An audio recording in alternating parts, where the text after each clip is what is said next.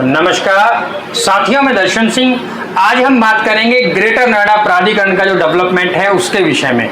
आज हम बात करेंगे सेक्टर से अलग। ये एक ऐसा मुद्दा है जो यहाँ डेवलपमेंट से पहले भी था और आज भी है। मैं बात कर रहा हूँ ग्रेटर नोएडा प्राधिकरण क्षेत्र में आए उन सभी गांवों के लिए जहां बहुत अधिक डेवलपमेंट हो चुका है, लेकिन अभी काफी बड़ी संख्या में ऐसे भी गांव हैं जहां पर विकास नहीं पहुंच पाया। और आप यदि उन गांवों में जाते हैं तो वहां जो सुविधाएं हैं उनको देखकर आपको ये लगेगा कि यहां अभी तक ये गांव ग्रेटर नोएडा प्राधिकरण की नजर से दूर हैं। वहां बहुत बड़ी संख्या में सुविधाओं का अभाव है।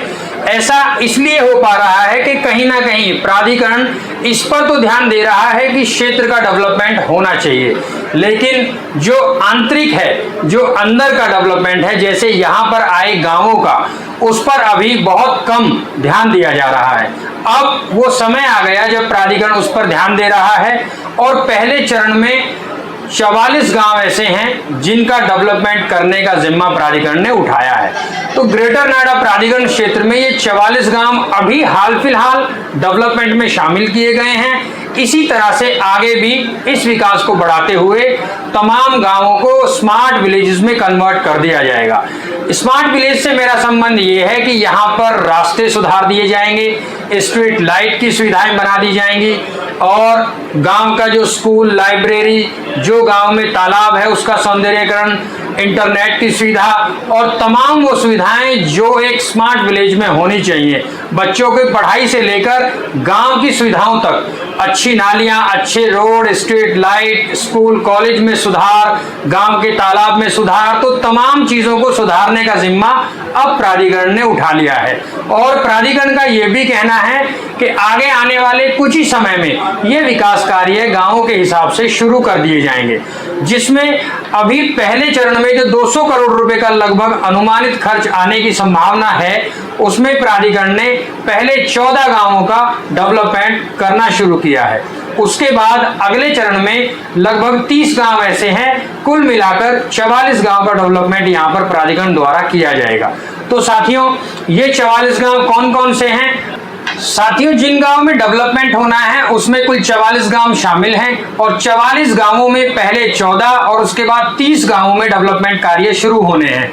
अब मैं वो आपको लिस्ट बताता हूं कि इस लिस्ट में कौन कौन से गांव यहां शामिल हैं। जी बिल्कुल, यहां पर इस योजना में सबसे पहले मिलकलच्छी, कैलाशपुर, देवला, न्याना, अमीनाबाद, तिलपता करनवास, जलपुरा, चिप्याना तिगरी, मायचा, यूसुफपुर उप शाहबेरी, चीरसी, सदल्लापुर, छपरौला, घोड़ी बछेड़ा, घरबरा, खैरपुर गुजर, कासना, डाढ़ा, इटेड़ा, हैबतपुर, धूम मानिकपुर, घंगोला, लड़पुरा, अस्तौली, सिरसा, कुलेसरा, ऐछर, खानपुर, मुर्शदपुर, वेलुक्सर और सफीपुर।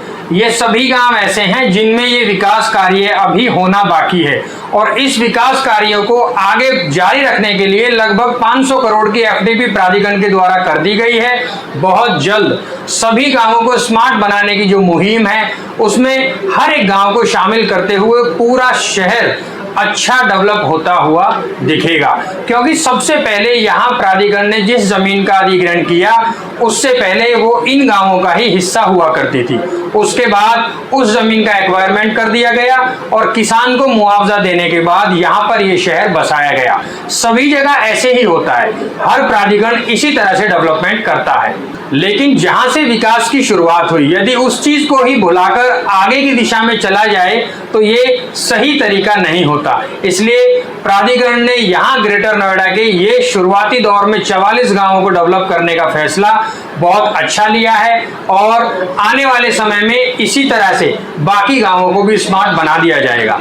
तो साथियों, यहाँ निवेश करने को लेकर आपके पास यदि विकल्प है तो आप यहाँ के गांवों की आबादी में भी निवेश कर सकते हैं।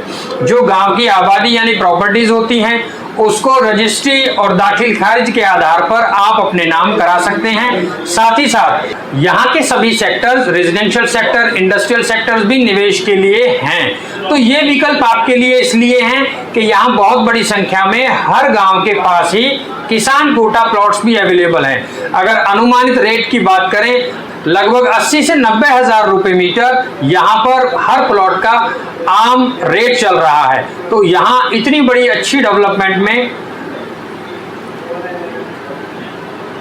साथियों, इसी तरह से यहाँ ग्रेटर नोएडा में जितने भी गांव डेवलपमेंट में शामिल किए गए हैं, सभी में किसान कोटा प्लॉट भी आपके लिए अवेलेबल है।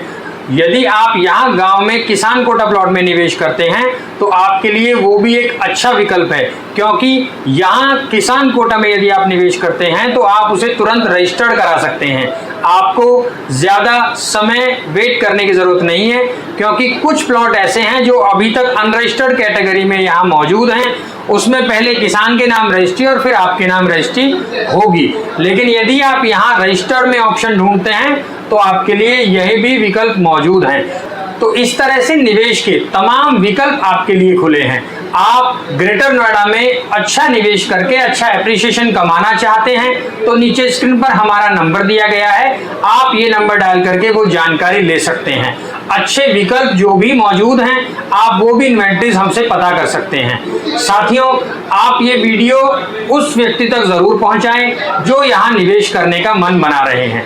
और ग्रेटर नोएडा और यमुना से संबंधित इस तरह की जानकारी के लिए आप हमारा चैनल लाइक एंड सब्सक्राइब करना ना भूलिएगा। हमसे जुड़े रहने के लिए धन्यवाद। जय हिंद।